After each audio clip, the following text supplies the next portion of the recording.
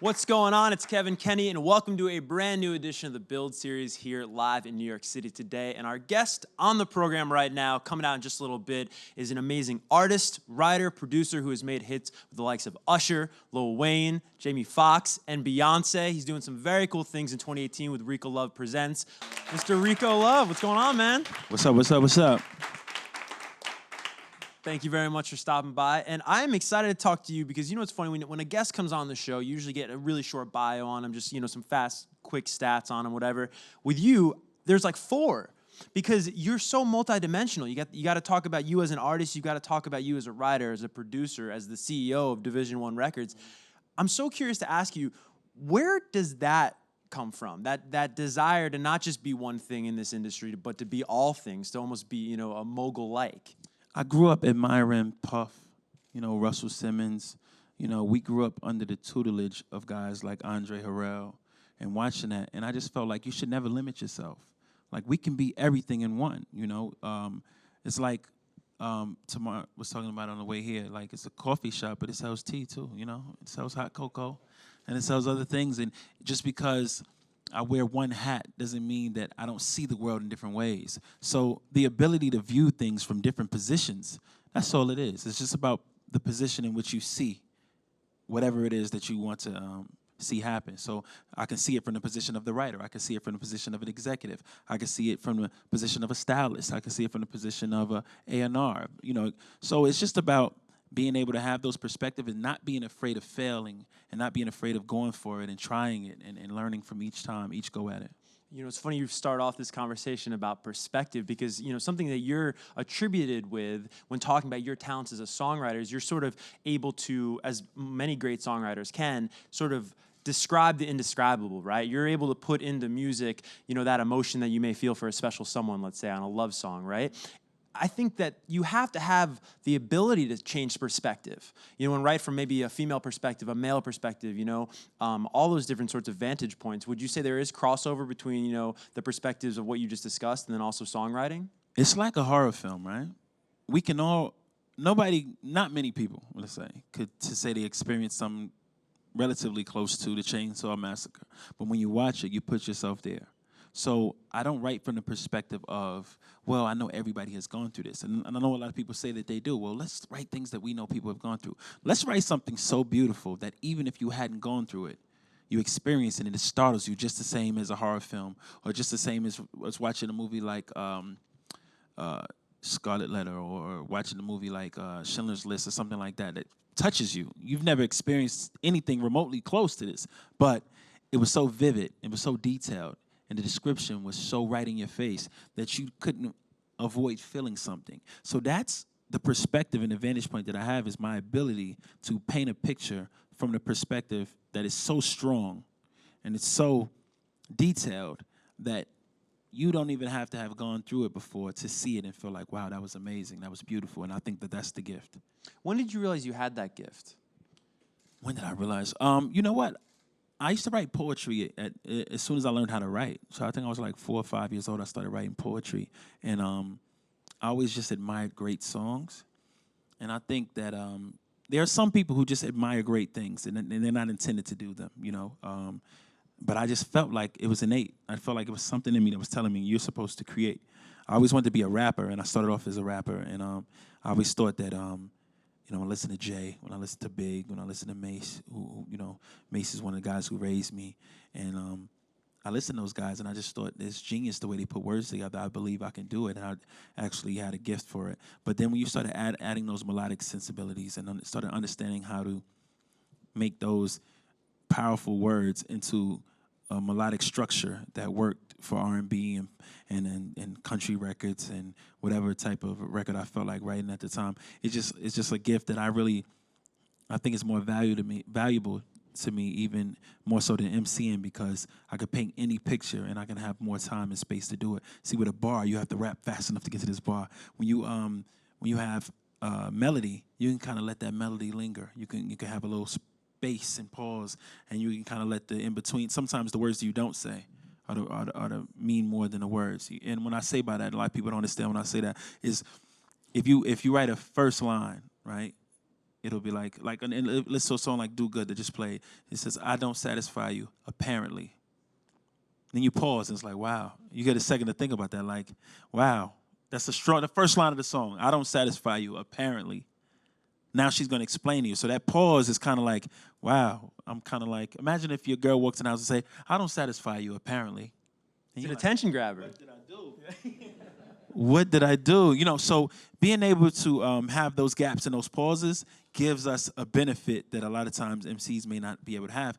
But the advantage that MCs do have is that they have 16 bars that they can tell a story a lot more. But the trick is being able to tell that story with less words. Right. So that's what melody does for you, because the melody can be so infectious and so beautiful that it paints the picture way more vividly than words can.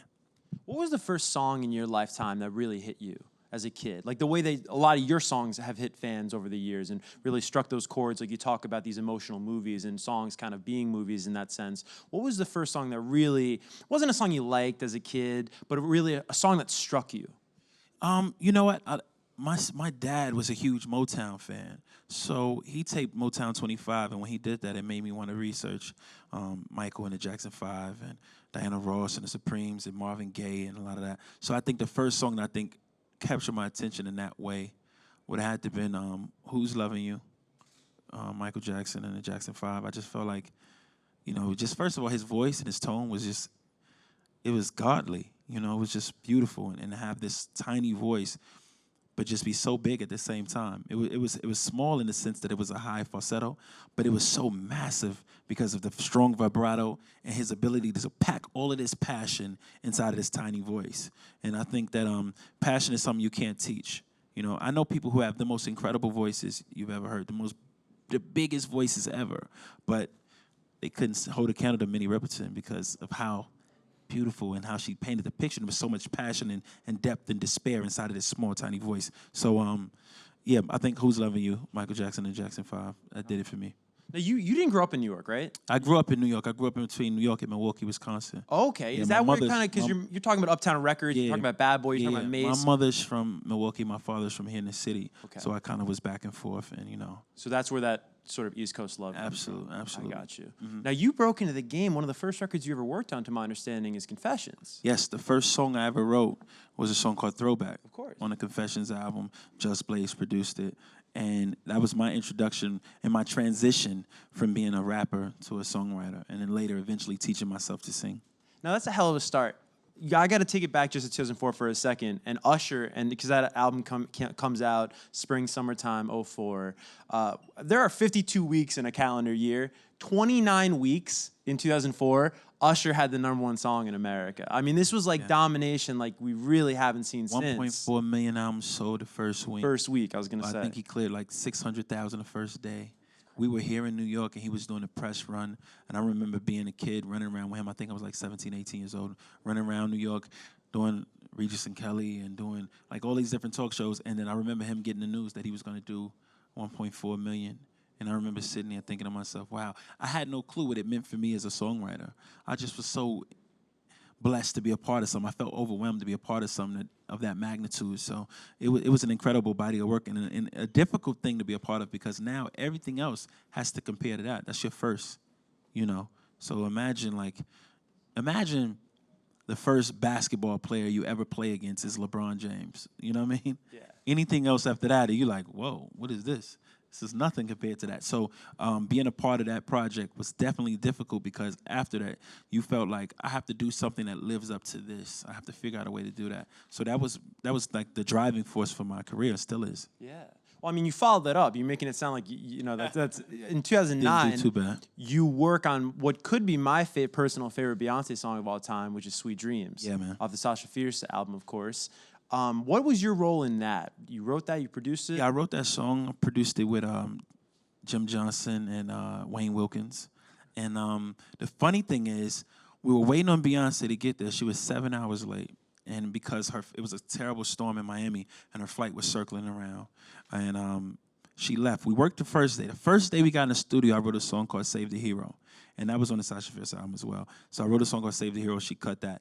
While I was waiting for her, I wrote a song called something about a house. It was like love in this. It was some metaphor about the house, and I thought this was just genius. And I thought Beyonce's gonna hear this. She's gonna go crazy, and she shows up, and she took a long time to get there, obviously, because her flight was circling. So while we were waiting on her, Jim put up this track, and I was like, oh, I can write. I hear something to that. And I wrote Sweet Dreams, and we called it Beautiful Nightmare initially, and I sang the demo, cut it the demo. She comes in and she says, look, I'm late. I really can't stay and record. Jay-Z has a concert tonight. It was Jay-Z and Mary J. Blige. They started that tour. And I said, I want to play these 2 songs I did for you, though. She was like, well, I really don't have much time. I was like, please, just these 2 songs. She's like, cool. So I played the song about the house that I thought was just genius. She was like, oh, that's cool. And then I said, okay, well, I just did this one song I want to play for you. And I played the Sweet Dreams. And she looked at her assistant, and she said, Ange, how much time do we have? And she said, we only got 30 minutes. We really got to be there. It's 10 minutes away, but it'll take us 15 minutes to get there. We got 30 minutes. And she took her heels off. She took her earrings off. She went in the booth, and she recorded Sweet Dreams in 15 minutes. The entire song in 15 minutes. I stayed and comped the vocals. But she cut the entire song in 15 minutes. And the funny thing is, if you listen closely to the backgrounds, I'm singing all the backgrounds. She didn't have time to sing her backgrounds. So instead of adding them later, she said, I like the way he sounds on it. Keep it. And it was crazy. And then, and you know what else? Another thing that was crazy is she said, what's the turn the lights on part? What is that? I got to do that. And I was like, oh, my God, Beyonce's going to say, turn the lights on. So she went in the booth, and she did, turn the lights on. And I was like, and that, you know, people had already been saying it on several records. Or, well, usually it was my voice saying it on different records. But when Beyonce did it, every artist after that I worked with said, I want to say to turn the lights on. So even after, when I did Daddy's Home for Usher, he did the turn the lights on. Like, he wanted to do it at that point. Everybody, even when I got in with Brandy, she was like, can I do turn the lights on?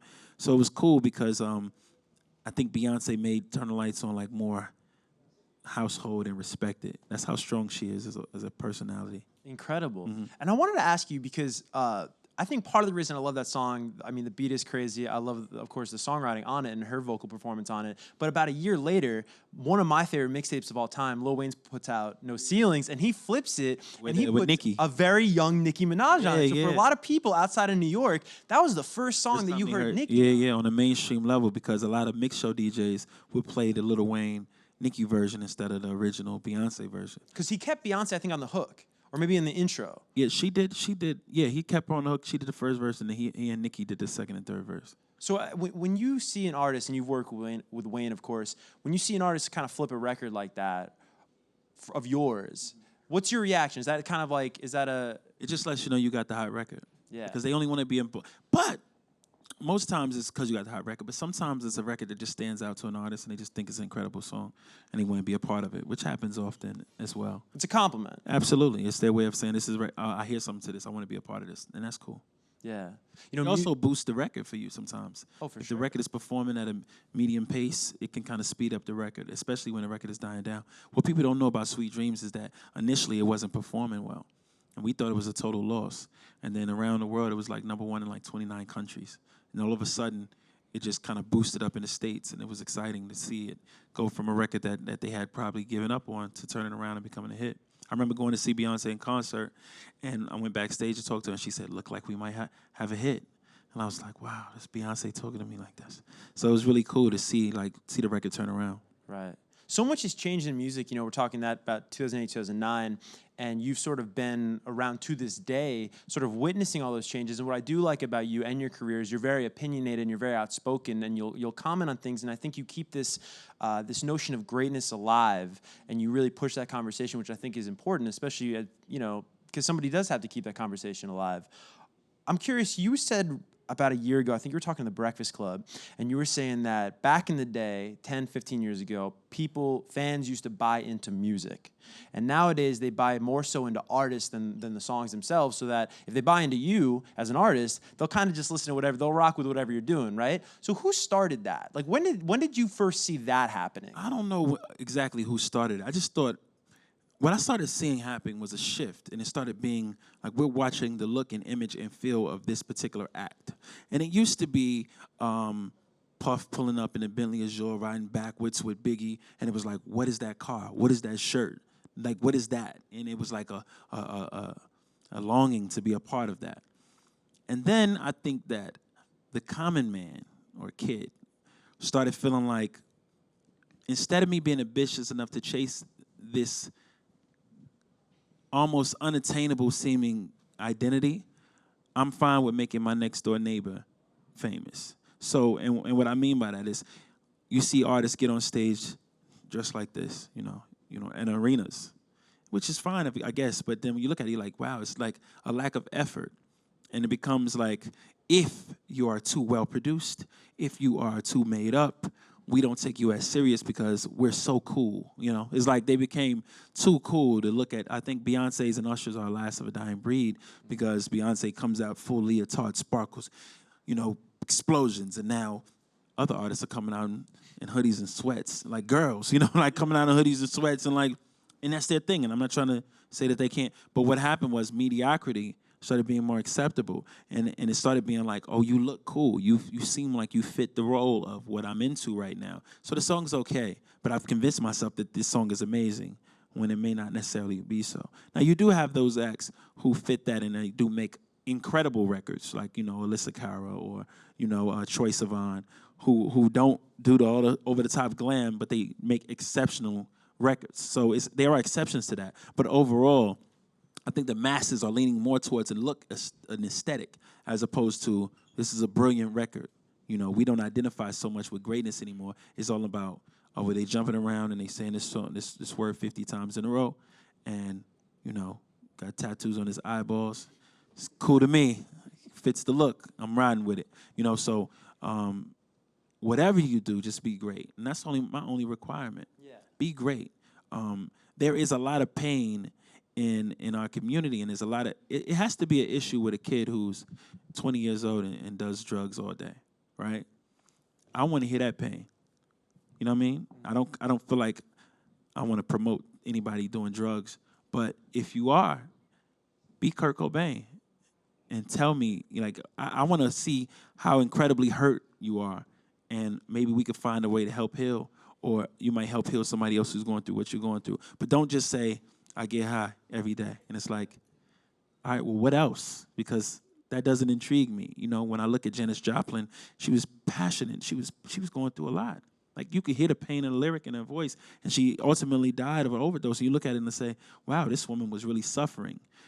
I don't feel like that same thing can be said for so many acts because they're just celebrating the fact that they get high. Yeah. And I don't see the genius in that. No. I think you're crying out for help, but you don't even know how to articulate the pain you're going through. So when you articulate that, you earn my respect. So I don't think it's a content issue. Whatever you talk about, I'm not against whatever. Just be a genius. Be incredible. Translate it in a way that's like, wow, Girls Just Want to Have Fun was a genius record. And the concept was just girls just want to have fun, but it was incredibly well written, incredible performance. It doesn't have to be super deep. It doesn't have to be super melancholy. It has to be great, though. And I think that if we don't require ourselves to be great, we are doing ourselves an incredible disservice. And you have an entire generation of people who accept mediocrity, and then the rug's going to be pulled from them. And I'm going to tell you why. If you can make $1 billion off being half of as great as what you could potentially be, then your half is going to be your whole. And you're never going to know how great you can be, and your ceiling is going to be here. And what's going to happen is one day you're going to wake up, and greatness is going to be a requirement. And you're going to have an entire generation of kids who don't know how to adapt to being great because they spent their whole life admiring people who accepted mediocrity. If you don't see that happening, if you don't understand how much of a curse that's going to be, a generational curse for an entire group of people, I'm telling you, you're going to be lost in the sauce because that's real. Because when we require greatness from ourselves, there is no place we can't go that we can't exist and thrive and do great. But if we accept mediocrity, when we get to the next level in life and people start saying, oh, yeah, do this. And you're like, what? All I ever had to do was just this. No. You have to be great now. You know how to be great, right? You sold 1 million records. You know how to be great, right? I thought what I was doing was great. I just rolled out of bed and I got in the booth and I said, Lon Vaughn 50 times in a row. So I think that the bar has to be set higher for ourselves as individuals because it feels good to be awesome. It feels good to be respected for the work you do. That feels better to me than any check or any amount of money or anything like that. Just to be able to say, man, I know him for being really great, and I admire him for his greatness and his passion. To me, that's incomparable. It's really well said, man. And a good point, too. You just got to be ready. You know what I mean? Absolutely. Now, we do this little segment on the show called On the Spot every once in a while with particular guests. And I'm just going to throw you 5 rapid-fire questions and put you essentially on the spot. Are you down? I'm down. All right. Oh, the lights changed and everything. Dramatic. It's dramatic. All right. Rico, you ready? I'm ready. All right. First question, on the spot. Most talented producer you've ever been in the studio with? Danger. Why? Sonics, he hears music in a way that a lot of people don't hear it. It's like you're approaching something. Like if we all walk to our car this way, right? And you walk this way, and this person walks this way. He finds a way to walk this way. You're like, how did you do that? It's like we're getting to the same place, but he found the way to approach it from an angle that was so genius melodically, and his vision, his ability to paint pictures musically is incredible. All right. Best artist out right now? It's on the spot. On the spot. That's artists out right now. It's a tough one, bro. Drake is my favorite artist right now, I think. I just think he's just a genius, the way he puts songs together and his voice and his melody. Just my favorite, I guess, right now. All right. Biggest problem in music today? Mediocrity. I think people don't want to work really hard, and people don't want to put effort into what they're doing. I think the fans are giving them too much leeway and allowing and accepting it from them and showing up to their shows. If a guy shows up to a show drunk out of his mind and can barely stand up on the stage, when I was growing up, he was done. Like the word of mouth would get around and it'd be like, yo, he showed up and I paid my money. He was high. He fell off the stage, right? Now it'll go viral and the next show sold out. It's right. like I never understood how people could accept that level of disrespect, because you have to understand, I know this is rapid fire, but you have to understand that what they're telling you is that I came here not caring about you. I came here today not caring about how hard you work to buy a ticket to my show. I came here today and I'm saying to you, who cares if you love me? I don't care about you. I got paid before I got here. My deposit hit, and whether I fell off stage or not, the promoter's not getting his money back, so who cares about you? I got 2 tough ones to round things out. Bigger star presence in person, Beyonce or Usher? Oh, no, I can't answer that. No? It's tough. It's equal. Equal? When Usher walks in the room, you could feel that somebody walked in the room. When Beyonce walks in the room, when Beyonce laughs at your joke, you feel like, you start thinking to yourself, do I say another joke or do I just kill it like while I'm ahead, right? So it's like one of those things where it's tough. I'm going to have to say Beyonce just because, obviously, I'm physically attracted to her. That's the only thing that gives her the leverage. But other than that, even. All right, we're going to finish out on a very contemporary music question, and I may already know the answer based off a previous one, but Pusha T or Drake, who's winning right now?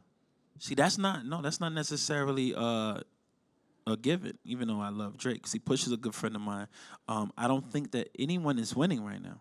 In a series, even? In a series, it's 1-1, right? Like if this was a playoff game, and Drake dropped Duppy and he won round 1, and then we get the story of Adidon, and then it's round 2. It's 1-1. Now, depending on how Drake responds, and I think that because it was so personal, I don't think people are paying attention to so much the bars. And I think that that's why we got to see what the next round is. Because now Drake is doing a lot of damage control. He's putting out the issuing the statements. And a lot of people are upset about that. Like, oh, he's trying to. But if you understand, Drake is a brand. And regardless of any battle, he feeds a lot of people's family based upon this brand. So there has to be damage control if somebody thinks he's wearing blackface or if somebody thinks he's not taking care of an illegitimate child or things like that. There has to be damage control done. So I think that a lot of people are upset with the fact that, why is he trying to clean us up? Because it's not just about bars anymore. It's about my livelihood, and we have to be clear that I've worked hard to build this brand. I got to protect it. So I think right now it's 1-1, and how Drake responds dictates where it goes, and I think that's in any series, right? That's fair. Yeah, I think in any series. I don't think I don't think right now it's a victory yet. I think we still got time. That Kanye album at midnight will be very interesting in terms of this. Is it really coming? Yeah, apparently. Out in Wyoming, they're having a listen party. I've heard. I heard about that. All right, round of applause for Rico. That was pretty good for On the Spot. Now we've got some fans in attendance today that have some questions, and we're gonna get to the first of those questions right now, right here. Hi, Rico. I've been a big fan of yours for a minute now. And I wanted to know, where do you seek your inspiration from at this point in your career? And is there any artists that you haven't worked with that you would like to? I'm inspired by.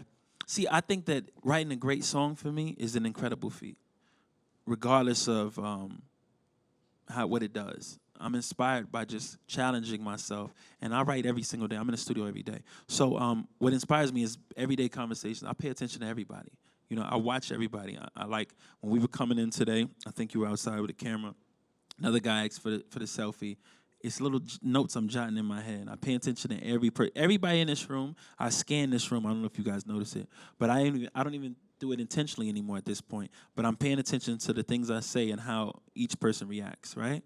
And it is like something that fuels me. Now I don't know how it'll manifest itself creatively later, but I'm putting it all in storage, and I think we must do that as creatives. So I'm generally just inspired by watching others, paying attention to people, and seeing how I can give my take on how I perceive you to feel.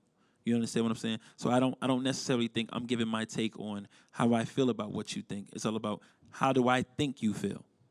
You know what I mean? Is that too much of a tongue twister? Basically, I think you see me this way. So I'm not trying to say what I think I am.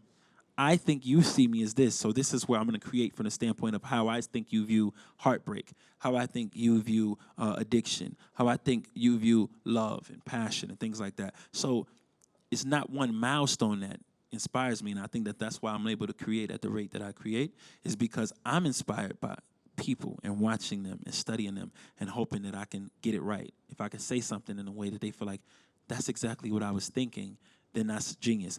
Or I wasn't thinking of it that way, but that's incredible because I never thought of it that way. And those things are what inspire me when I create. As far as who would I work with, I've been saying this for years, and I never got a chance to still work or meet with him. But this guy by the name of Rufus Wainwright. And Rufus Wainwright put out this album called Want One, which is one of my favorite albums of all time. And I think this guy is a genius songwriter. John Bryant produced the Want One album. And when I was growing up, most people from my community, I was extremely homophobic, extremely. And we didn't know why. It was just something that was taught to us from our fathers and uncles and everything. We just didn't know why we were just so homophobic. And he wrote this song called Natasha, and he was explaining to his girlfriend that he was gay. And the song made me cry hearing it. And I, from in that instant, realized I grew up judging a group of people who were going through something that I couldn't even begin to understand. And instantly, I began to embrace all people and understood that we got to see things from everybody's perspective, and we can't judge people. So for that, I felt like I owed him, because he took me out of a level of ignorance that would have been my demise in this business and in the world. And I look at people around me who have so much hatred for things they didn't understand. And for that, I kind of hold him at such a high regard, because that song changed my perspective, and it ultimately changed my life, because some of my closest friends, you know, are homosexuals, and I don't, you know, I see them as brothers, I see them as sisters, you know. I understand that whatever a person chooses to identify as is for them. And why am I worrying about what a person does when they go home at night, or even when they walk down the street in public? You know, if they want to kiss a guy or kiss a girl, hold hands, whatever. Why does that bother me so much? And what about me? What is it saying about me and my upbringing? And it's something that we need to shift. So for that reason, I always admired Rufus, because I feel like he showed me the light in that sense. Definitely, man. And that's the genius of songwriting too, bro. Like, the song is supposed to, like I said, I can't relate to what he feels, but he made me understand it. And that's what a song should do. We shouldn't just only like songs that we relate to. If that's the case, NWA wouldn't have been as big as they were.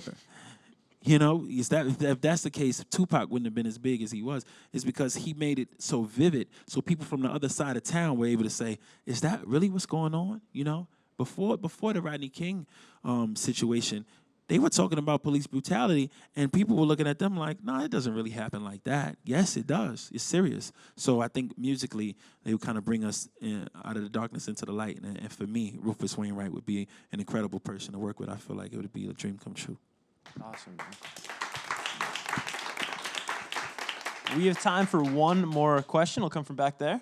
Hi. Obviously, you've had great success, and it's really great to be here.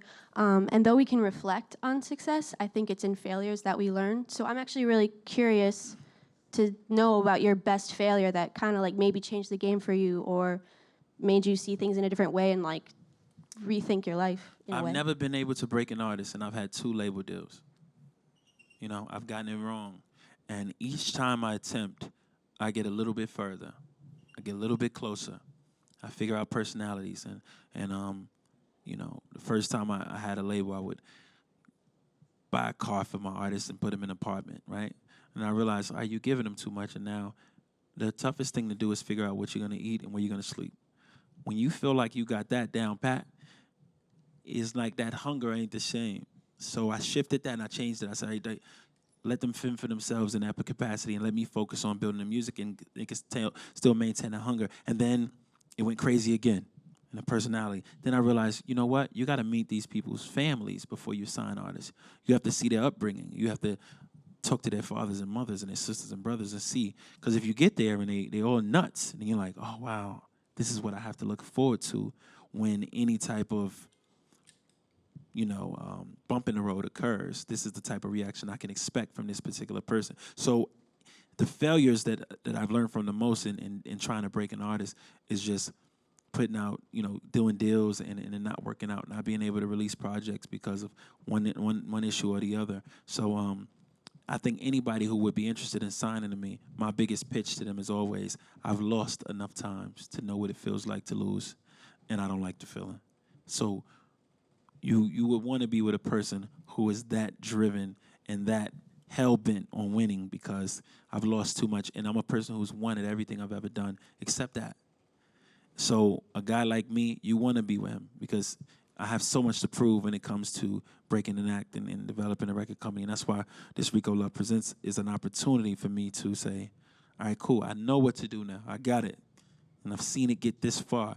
And right when I got to that stage, like a video game, as soon as you got to the last stage and you were like, oh, I lost, but I know what I did wrong. If I could get there again, all I have to do is get to that last stage again, and I know exactly which move to make, and it'll be a victory as opposed to a loss.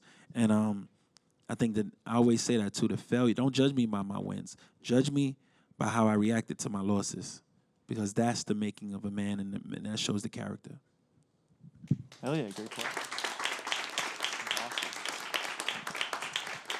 All right, unfortunately, Rico, we are out of time, but I can't thank you enough for stopping by, man. Put it there.